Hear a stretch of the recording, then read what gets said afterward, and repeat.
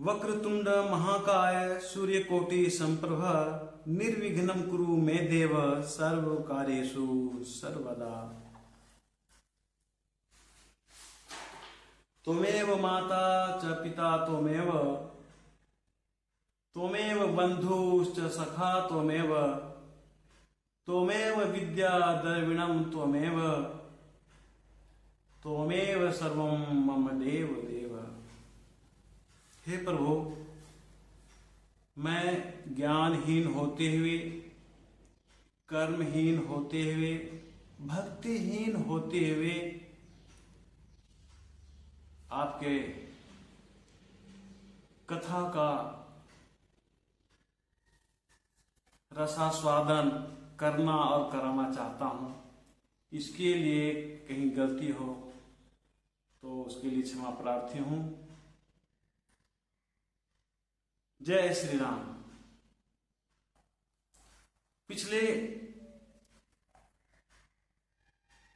Video में हमने चर्चा किया था, रसास्वादन यहां तक लिया था कथा का कि राजा दशरथ अपने तीनों रानियों को यथाउचित देवताओं के द्वारा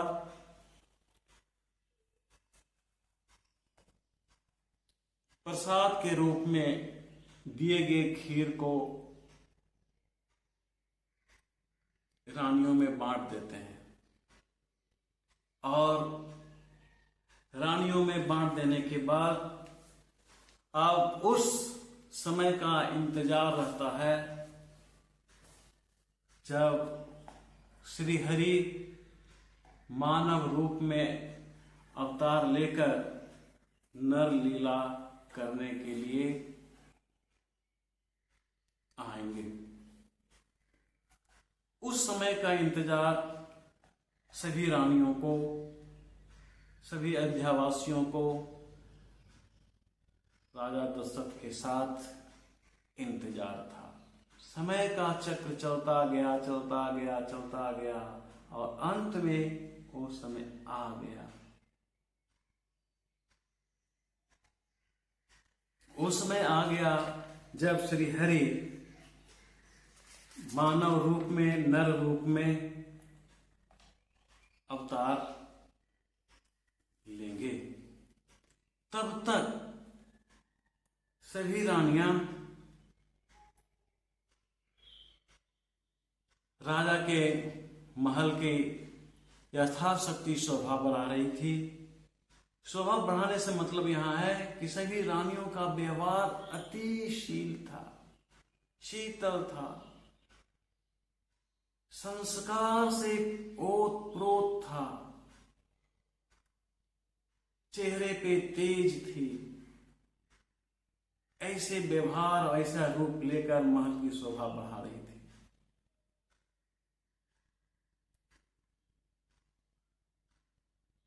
अब देखिए, यहां हर कर्म के लिए एक समय होता है, हर प्रश्न के जवाब का एक समय होता है। सभी प्रश्नों का जवाब हर समय नहीं दिया जा सकता, लेकिन इसका मतलब ये नहीं कि हम समय देख करके बाजार जाएं। वो मेरा सेंस नहीं है कि समय देकर बाजार जाएंगे, समय देख करके सामान खरीदेंगे, वो नहीं।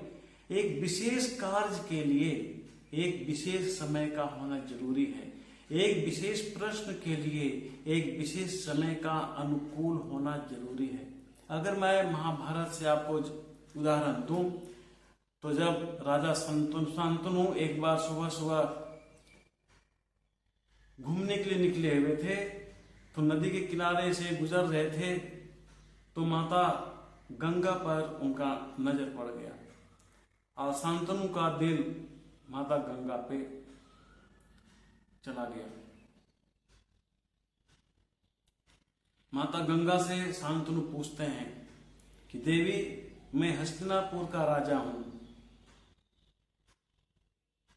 मैं इस रास्ते से जा रहा था, आप पे नजर पड़ी इसलिए मैं रुक गया। और रुक जाने का कारण था कि मेरा दिल आप पे चला गया। माता गंगा साफ शब्दों में बोली है कि महाराज, आप हस्तिनापुर के राजा हैं, हस्तिनापुर के राजा को इतना कमजोर दिल वाला नहीं होना चाहिए। लेकिन अब हस्तिनापुर का क्या होगा महाराज? जब हस्तिनापुर के राजा अपना दिल किसी को दे बैठे हैं तो हस्तिनापुर का क्या होगा? राजा शांतनु ने साफ शब्दों में कहा है कि देवी, अब हस्तिनापुर का भविष्य आपके हाथों में है। आप चाहें तो उसे बचा सकती हैं, आप चाहें तो आपकी मर्जी, जो होगा होगा। माता गंगा फिर पूछती है कि महाराज, आप तो हस्तिनापुर के राजा हैं, मैं तो कुछ भी नहीं हूं, मेरा तो आपसे परिचय भी नहीं है, फिर भी हस्तिनापुर का भविष्य मेरे हाथों में कैसे?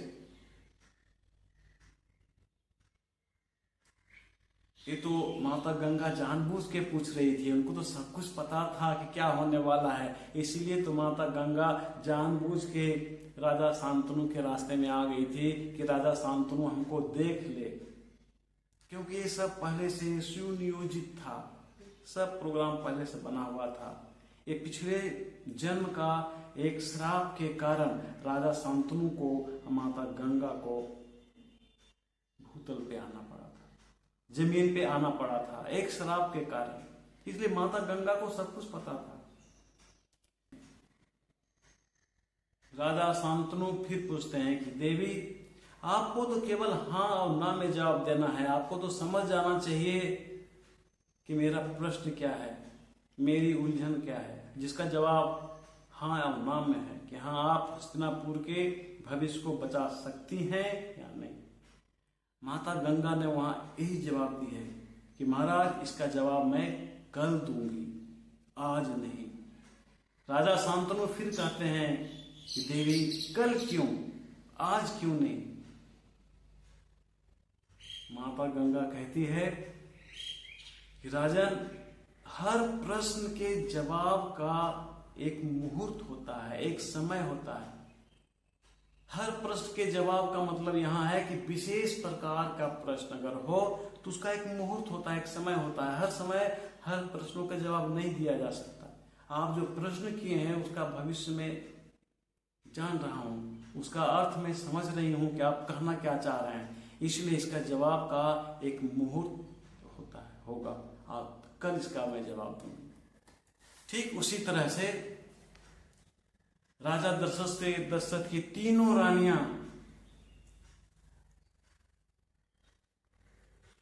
उस स्थिति में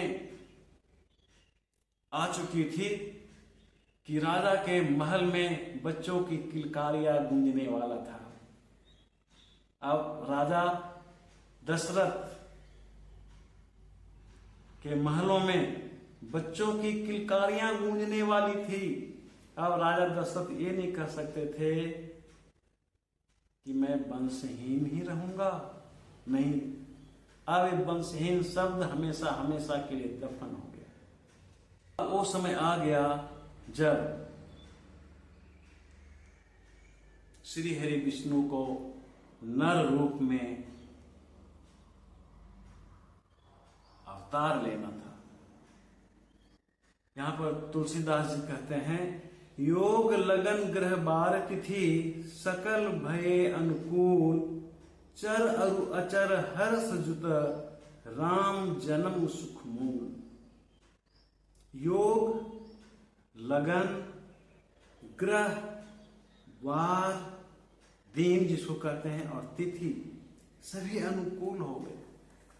यही तो माता गंगा ने भी राजा शांतनु को कही थी कि हर प्रश्न के जवाब का, हर विशेष कार्य का एक मुहूर्त होता है। यहां तो भगवान का अवतार लेना है। तो देखिए कैसा चक्र है, भगवान का नर रूप में अवतार लेने के लिए सारा योग एक हो गया, लगन शुभ लगन हो गया, ग्रह गोचर कुछ भी नहीं है, दिन भी अच्छे हैं, शुभ है, तिथि भी अच्छी है। इसलिए इस शास्त्र में भी कहा गया है कि हर प्रश्न का जवाब तुरंत नहीं दिया जा सकता। हमारे राष्ट्रपिता महात्मा गांधी ने भी इस बात को स्वीकार करते हुए उन्होंने कहा था कि सत्य बोलने के लिए सोचना पड़ता है, सही जवाब देने के लिए सोचना पड़ता है, समय की आवश्यकता होती है। ऐसे नहीं किसी ने प्रश्न किया उसका जवाब मैं दे दूं या कोई दे दे, नहीं। तो सही जवाब के लिए समय तो चाहिए ही। तो इस तरह से वो दिन आ गया जब श्री हरि को नर लीला के लिए अवतार लेना था। 9वीं तिथि मधुमास पुनीता, शुक्ल पक्ष अभिजीत हरिप्रीता, मध्य दिवस अति शीत न घामा, पावन काल लोक विश्रामा। चैत का महीना था। चैत का महीना, 9वीं तिथि, शुक्ल पक्ष था। शुक्ल पक्ष अभिजीत हरिप्रीता, शुक्ल पक्ष था। और दिन मध्य दिवस, मध्य दिवस मतलब दोपहर का समय था। अति शीत न घामा, अति शीत, शीत मतलब ठंडा का मौसम, अधिक ठंडा था। न घामा, घामा कहते हैं गर्मी को। न तो अधिक ठंडा का मौसम था और ना अधिक गर्मी का। वो जो समय था उसमें ना तो अधिक सर्दी थी ना तो गर्मी थी, बिल्कुल हर तरह से अनुकूल था। और हो भी क्यों नहीं, सर्दी गर्मी भी तो श्री हरि का ही बनाया हुआ है। एक राजा जब अपने कार्यालय में पहुंच जाता है, अपने ऑफिस में पहुंच जाता है, या एक मालिक जब अपने ऑफिस में कार्यालय में पहुंच जाता है तो उसके जितने भी कर्मचारी होते हैं सब अपने स्थिति पर आ जाते हैं। कोई ऐसा नहीं देखने के मिलता है कि वो भी घूमने के लिए गया है, वो सब्जी लाने के लिए गया है, वो 5 मिनट के बाद आएगा, वो वॉशरूम गया, नहीं होता है ऐसा। जब पता चल जाता है कि राजा का ऑफिस में बैठने का, राजा का दरबार में बैठने का समय हो गया, सारे कर्मचारी उपस्थित रहते हैं, अपने अपने जगह पर उपस्थित रहते हैं, कोई गायब नहीं होता। उसी तरह से किसी ऑफिस में अगर मालिक का आने का टाइम हो जाता है तो सारे कर्मचारी अपने अपने जगहों पर विराजमान हो जाते हैं। काम अगर हो तो उत्तम बात है, अच्छी बात है। अगर काम ना हो तो भी झूठ मूठ कर वो बिजी दिखाते हैं कि मैं काम कर रहा हूं, मैं बहुत बिजी हूं, अपने अपने स्थान पर चले जाते हैं। तो एक छोटा सा कर्मचारी, एक छोटा सा मालिक को इतना अप टू डेट दिखाता है। एक छोटा सा राजा जो सांसारिक है, उसके दरबार में जितने भी मंत्री हैं उतना अपने आप को अप टू डेट दिखाता है, अपने आप को अपने स्थान पर कार्य में दक्ष दिखाता है। ये तो परमपिता परमेश्वर की बात है, जिनके वजह से पूरे संसार का निर्माण हुआ, तीनों लोकों का मालिक, पूरे ब्रह्मांड का रचयिता। आखिर उनको भी उनके लिए भी तो जितने भी ऋतुएं हैं, जितने भी दिन हैं, जितने भी ग्रह हैं, जितने भी जो भी समय है, सब अपने अपने अपने अपने स्थान पर तो आना ही चाहिए था कि नहीं भाई। किसी तरह का कष्ट नहीं होना चाहिए परमपिता परमेश्वर को, जिनके वजह से ऋतुएं हैं, जिनके वजह से समय है, जिनके वजह से दिन है, जिसके वजह से ग्रह जो भी हैं, जिसके कारण है, उसके लिए तो अनुकूल होना ही है, दिखाना ही है। इसलिए यहां कहा गया है, तुलसीदास जी लिखते हैं कि योग लगन ग्रह वार तिथि, योग लगन ग्रह वार दिन तिथि सकल भय अनुकूल, सब के सब अनुकूल हो गए, सब अपने अपने उचित स्थान पर विराजमान है, ड्यूटी में तैनात है, जिनका जो कर्म है अपने अपने जगह पर विराजमान है। योग लगन ग्रह बार तिथि सकल भय अनुकूल, चर अरु अचर हर्ष जुत राम जन्म सुख मोल। राम भगवान के जन्म के लिए सारे ग्रह, सारे दिन, सभी दिन समय सब के सब आपस में अनुकूल बनाने का माहौल पैदा कर लिया कि जिस दिन जगदीश श्री हरि मानव रूप में जन्म लेंगे, कौन सा दिन होना चाहिए, कैसा दिन होना चाहिए, समय क्या होना चाहिए, ग्रह क्या होना चाहिए, सब अनुकूल हो गया। और था क्या, चैत का महीना, 9वीं तिथि, शुक्ल पक्ष, दोपहर का समय, ना तो ज्यादा गर्मी ना तो ज्यादा ठंड, शीतल मंद हवा बह रही थी। आपको कहा जाए कि दोपहर के समय में शीतल हवा बह रही है तो आपको यकीन नहीं होगा, लेकिन ये प्रभु के स्वागत में है, क्योंकि सब तो प्रभु का अनुचर हैं, वो सभी तो प्रभु के भक्त हैं। शीतल मंद हवा, वो भी सुगंधित हवा बह रही थी। तुलसीदास जी लिखते हैं, देवता और संतों में तो खुशी का ठिकाना ही नहीं था, आसमानों से फूल बरसाए जा रहे थे। ऐसा कहा गया है कि प्रभु के अवतार में फूलों की वर्षा का होना शुभ माना गया है, और कलयुग में अगर शुभ काम हो रहा है और उसमें वर्षा हो गई तो उसको शुभ माना जाता है। लोगों को जानकारी नहीं होने के कारण लोग दुखी हो जाते हैं कि मेरे घर में फंक्शन था, वर्षा ने सब काम को गड़बड़ कर दिया, वर्षा होकर मैं खुशियां नहीं मना सका। ऐसा मैंने कहीं पढ़ा है कि प्रभु के अवतार में फूलों की वर्षा को शुभ माना गया, खुशियों का संकेत माना गया, और कलयुग में विशेषकर किसी शुभ मुहूर्त में वर्षा का होना शुभ माना गया।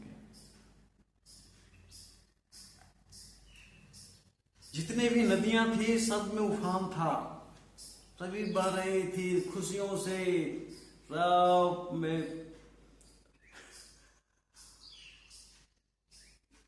हर्षोल्लास छाया हुआ था। सब कल कल कल कल छल छल छल छल करके नदियां बह रही थी, चारों ओर का मौसम सुहावना था, तितलियां, भौरे, चिड़िया, पशु पक्षी सब खुश थे। वो तो अवतार हुआ सुख का, तीनों लोक में सुख का संकेत आ गया। प्रभु का अवतार लेना था कि तीनों लोक में सुख का संकेत होना था। राजा दशरथ की बात करें तो राजा दशरथ अपने आप में खोए हुए थे। उनको पता नहीं था कि मैं कहाँ हूं, मैं बैठा हूं कि सोया हुआ हूं कि खड़ा हूं, उनको कुछ भी पता नहीं। मानो ब्रह्मानंद में खो गए, अपना होश खो बैठे।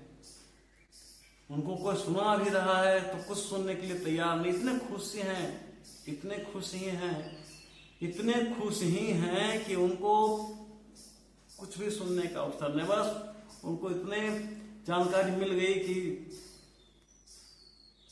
हमारे यहाँ संतान का जन्म हो गया, बस भाव विभोर हो गया। अयोध्या नगरी में खुशी का माहौल, रात्रि जैसा दिन में सज्जा दिखने लगी। स्त्रियां लोग, नारियां लोग गीत गाने लगी, झंडे पताके हर घर पर शोभायमान हो गया। सभी लोग एकजुट होकर गा रहे थे। तो क्या गा रहे थे, थोड़ा हमारे साथ आप भी गुनगुनाइए कैसे लोग गा रहे थे।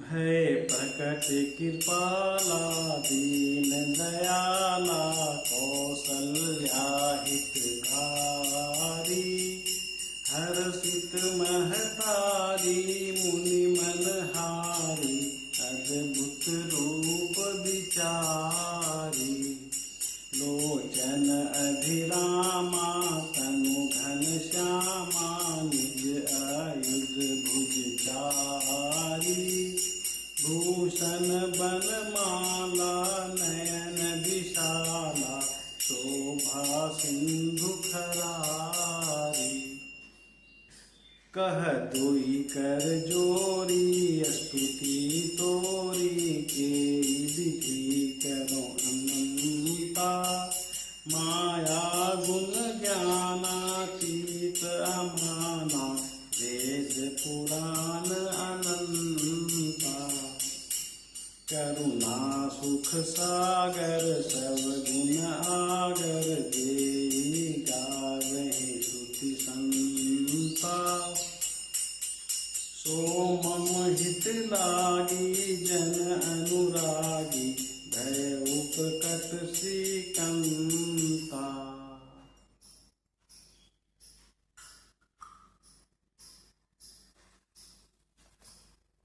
भय प्रकट कृपाला दीन दयाला कौशल्या हितकारी हर्षित महतारी मुनि मनहारी अद्भुत रूप विचारी। प्रभु गरीबों के मालिक, ब्रह्मा की रक्षा कर, ब्राह्मण की रक्षा करने वाला, संतों की रक्षा करने वाला, गरीबों की रक्षा करने वाला, गौओं की रक्षा करने वाला, समस्त प्राणियों की रक्षा करने वाला वो दीन दयाल प्रकट हो चुके हैं और कौशल्या के हित में आ चुके हैं। कौशल्या का हित का मतलब उन्हें कोई संतान नहीं था। तो देखिए यहाँ प्रभु का लीला, प्रभु तो केवल अवतार लेकर कर्म से, अपने कर्म से कौशल्या रानी को, माता कौशल्या को खुश किए, राजा दशरथ को खुश किए, उस वंश को खुश किए, लेकिन उनका नाम पूरे अयोध्या वासी को, पूरे संसार वासी को, तीनों लोगों को तार दिया। इसलिए कहा गया है कि राम से बड़ा राम का नाम। राम के जन्म लेने से तो राजा दशरथ खुश थे, अयोध्या वासी खुश थे, साधु संत लोग खुश थे, माता लोग खुश थी, रानियां लोग खुश थी, लेकिन उनका नाम तो पूरे संसार का उद्धार कर दिया, पूरे संसार में खुशियां ला दी, तीनों लोक में शांति स्थापित कर दिया। लेकिन माता जब प्रभु के रूप को देखी तो उनका मन खो गया। इतना सुंदर चेहरा, हर्षित महतारी, मां तो बहुत ही खुशी का ठिकाना ही नहीं है, वर्णन ही नहीं किया जा सकता कितना खुश हुई। मुनि मनहारी, मुनियों के तो मन को हर लिया, साधु संतों के, ऋषि मुनियों के तो मन को हर लिया। अद्भुत रूप विचारी, अद्भुत रूप विचार करके, इतना रूप देख करके, इतना सुंदर रूप,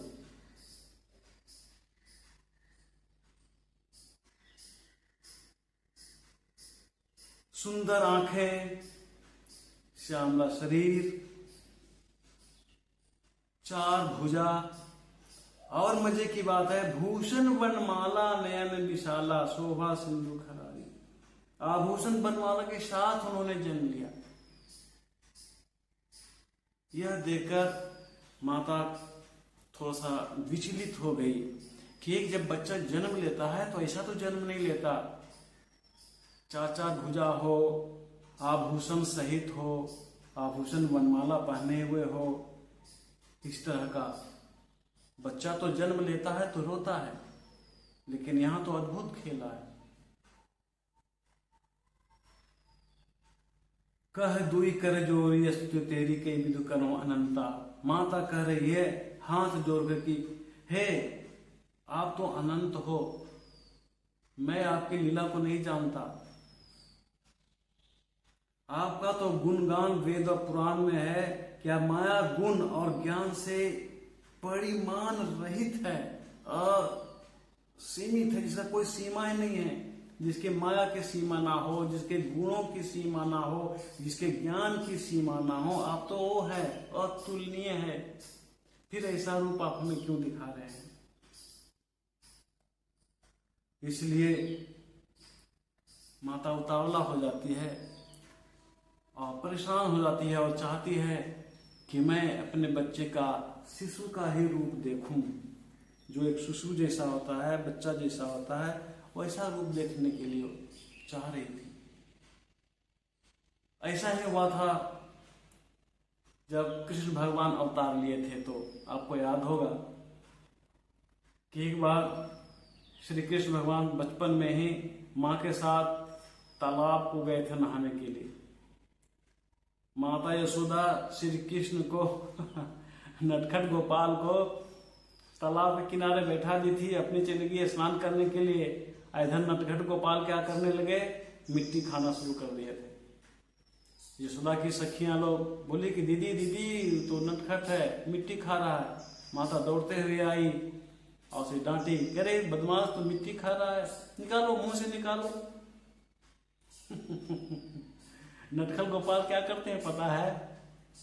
उन्होंने मुंह खोलकर पूरे ब्रह्मांड को दिखा दिया कि मैंने तो थोड़ा सा मिट्टी खाई है, इसके लिए तुम इतना गुस्सा कर रही हो। देखो मेरे मुंह में तो पूरा ब्रह्मांड ही मिट्टी से भरा हुआ है, किसको किसको तुम निकालेगी? उन्होंने मुंह खोलकर पूरा ब्रह्मांड को ही मुंह में दिखा दिया बचपन में श्री कृष्ण ने। इसे क्या संदेश देते हैं? सब कुछ हम में है, हमारे अंदर सब कुछ है, हम हर जगह हैं, हमसे परे कुछ नहीं है, कोई नहीं है। हम हर जगह हैं, हर चीज हम में ही है, सब हमारे अंदर है।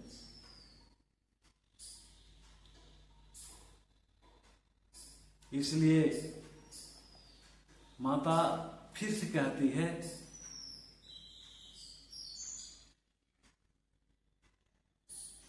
माता फिर से कहती है, क्या कहती है सुनिए।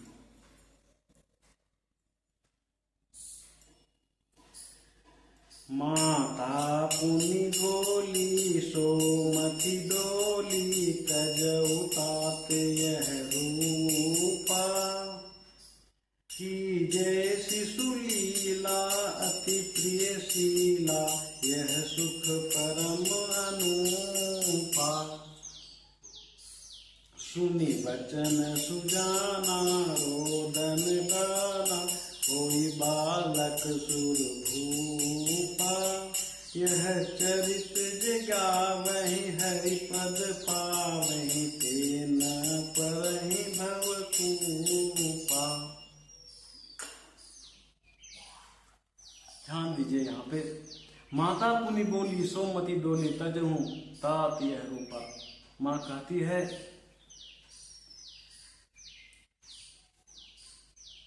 हे प्रभु ये लीला हमको मत दिखाइए, आप बच्चा रूप में आइए, इस रूप को आप त्याग दीजिए, जो रूप आप हमको दिखा रहे हैं उस रूप को आप त्याग दीजिए।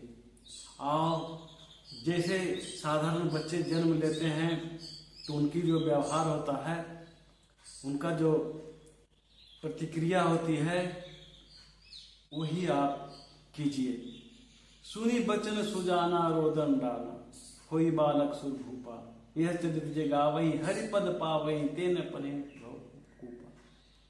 यह माता के वचन सुनने के बाद राम भगवान के जो 4 हाथ थे गायब, आभूषण वनमाला जो हाथ में पहने हुए थे गायब, और उस बच्चे की भांति हो गए। जैसे बच्चा जन्म लेता है तो चीखता है, चिल्लाता है, बस मां के इस वचन को सुनकर प्रभु एक बच्चा के रूप में आ गए, साधारण बच्चे के रूप में आ गए, और साधारण बच्चे की तरह रोना चीखना चिल्लाना शुरू कर दिया। जब रोना चीखना चिल्लाना शुरू कर दिया तो आवाज सुनकर जितने भी रानियां थी उस महल में सब दौड़ते हुए आ गई। स्वाभाविक है, बच्चे का जन्म हो गया, प्रभु का जन्म हो गया।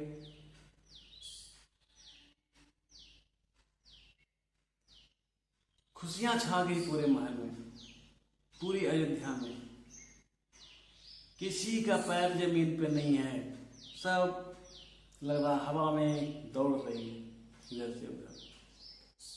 नगरवासी लोग अपने धुनों में हैं। पूरा अयोध्या दुल्हन की तरह सजा हुआ है। और राजा दशरथ के महल की तो बात ही नहीं करनी है। इस तरह से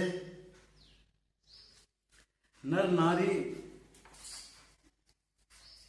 मृदंग बजाने लगे। और दूसरी ओर ब्रह्मा जी ने सभी देवी देवताओं को यह पहले ही कह चुके थे कि प्रभु के सेवा के लिए आप लोग वानर कुल में जन्म लीजिए, वानर कुल में जन्म लीजिए, ये पहले ही बता चुके थे। इसलिए ब्रह्मा जी फिर से सभी को कह रहे हैं, प्रधान प्रधान अप्सराएं जो हैं, गंधर्व की स्त्रियां हैं, यक्ष, नागों की कन्या, रीछों की स्त्रियां, विद्याधारी किन्नरों, सबको उन्होंने कह दिया कि वानर कुल में बच्चों को जन्म देने के लिए। और आगे ब्रह्मा जी कहते हैं कि एक बार की घटना है कि जब मैं जम्हाई ले रहा था, एक बार की घटना है कि जब मैं जम्हाई ले रहा था तो संजोग से मेरे मुंह के खुलने से जामवंत प्रकट हो गए।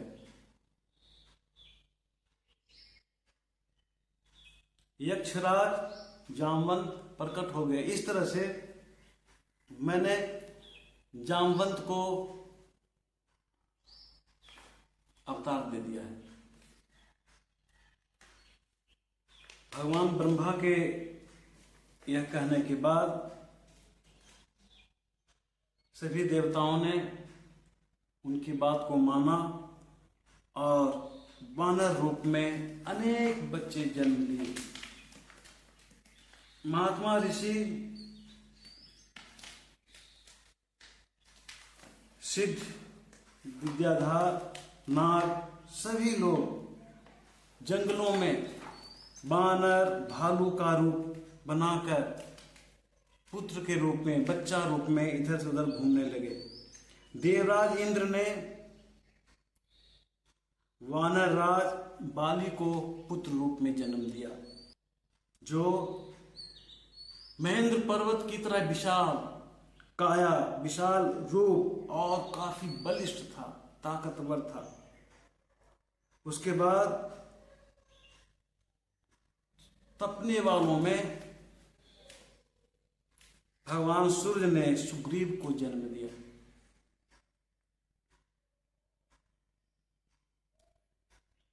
फिर बृहस्पति देव ने तार नामक वानर को जन्म दिया, उत्पन्न किया, जो सभी वानरों में से सबसे ज्यादा बुद्धिमान, सबसे ज्यादा श्रेष्ठ था।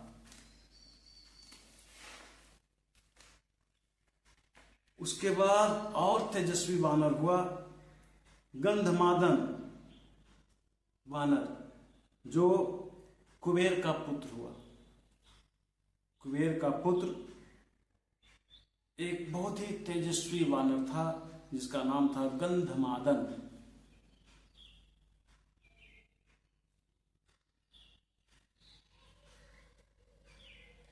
उसके बाद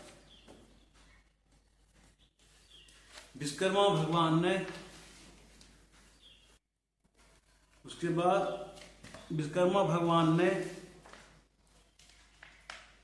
नल नामक वानर को जन्म दिया, जो पुल बनाने में राम भगवान का बहुत ही ज्यादा मदद किया था, नल और नील। तो विश्वकर्मा भगवान ने नल वानर को जन्म दिया और नील को अग्निदेव खुद जन्म दिए। इसलिए अग्निदेव का पुत्र नील था, जो शक्ति में, ताकत में बहुत अधिक था। रूप वैभव में संपन्न खूबसूरत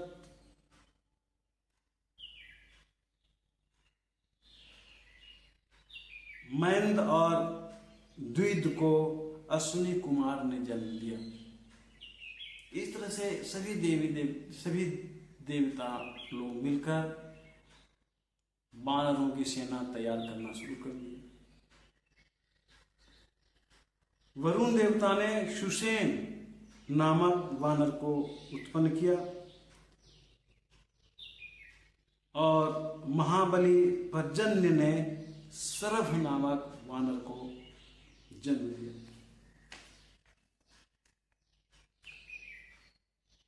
और पवन पुत्र हनुमान, पवन देवता ने हनुमान भगवान को माता अंजनी के माध्यम से जन्म दिया, जिनका शरीर वज्र के समान था, दृढ़, तेज चलने वाला, समुद्रों को पार कर जाने वाला। और जितने भी वानर का जन्म यहाँ हुआ, ऐसा बताया गया है रामायण में और रामचरितमानस दोनों में, कि जितने भी वानर का जन्म हुआ सबों में इतनी ताकत थी कि समुद्र को पार कर सकता था, और तो और अपने रूप को भी बदल सकता था।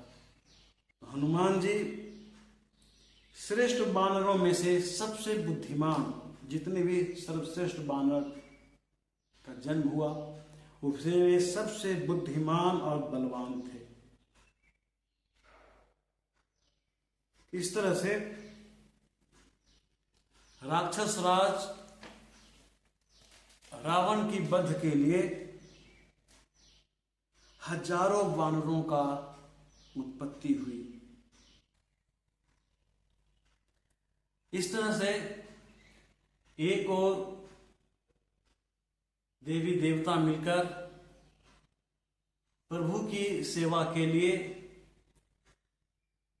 वानरों को उत्पन्न किया, और दूसरी तरफ राजा दशरथ के यहाँ परमपिता परमेश्वर बालक रूप में, नर रूप में जन्म लिए। अब अगले वीडियो में हम देखेंगे कि राजा दशरथ के यहाँ जो 4 पुत्र जन्म लिए, किस रानी ने किस पुत्र को जन्म दिया, उनका नाम क्या था, नामकरण कैसे हुआ।